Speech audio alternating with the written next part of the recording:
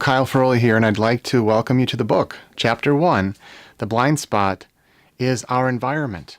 Most of us don't see the things that are staring us right in the face that bother us, set us back, make us feel jealous, make us angry, whatever it might be.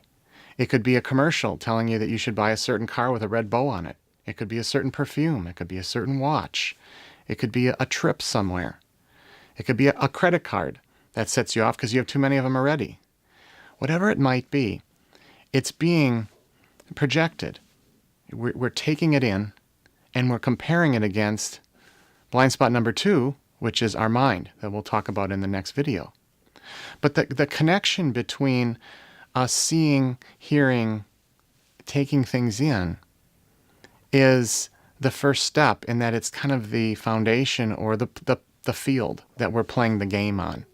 And if we aren't able to necessarily change the field, are we able to change the way that we process things?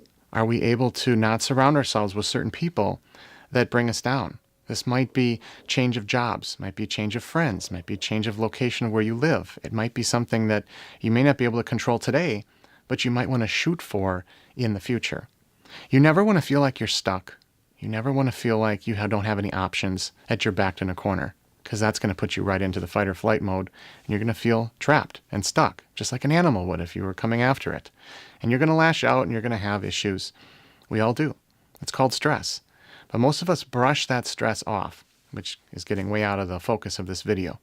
So just remember that blind spot 1 is where I want to ask you to look in your life of what triggers do you have, what sets you off, what shortens your fuse. Some of the things we are able to control, some things we aren't. So of the things that we can't control, we have to know that in blind spot number 2, we're going to have to do some rerouting or reprogramming or updating to our mind to say, okay, when this happens, I can't let it bother me. When somebody cuts me off in traffic, I can't let it bother me the whole day. When someone doesn't like a picture of what I posted of my dinner last night on Facebook, I can't let it bother me. If an employee or a boss or somebody in your family isn't acting the right way, how can you work through that? Maybe they're in fight or flight mode and stress mode and not aware of what's happening to them.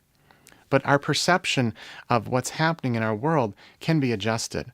I remember when I was a therapist, I had 2 kids come in the same day. They were both under 18.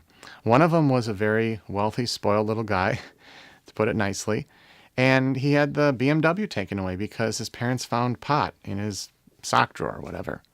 And he was so worried and didn't want to live and blah, blah, blah, blah, blah, because it was the first thing he ever got in trouble for. But then later in the evening, I had another gentleman who came in who was dying of cancer. And the kid dying of cancer was in a better mood. I think he was stronger than I was in that session. I felt so horrible for him. And I didn't feel as horrible for the first kid. Now that's my error because, see, I'm judging. I'm saying that somebody else has a way worse problem and you shouldn't be like that. But what it really comes down to is it's all relative to what we've experienced. Our stress we have right now is relative to the stress we've had and how we rank it. So if we've went through hell and back, we're going to see it different than if we've had a really cake life. So you have to look at what's in front of you and know that you're going to react to it. And that's what we're going to cover in video 2. I'm Kyle Ferroli. I hope you look forward to the rest of the book. As much as I've written it, I hope you enjoy reading it. Thanks.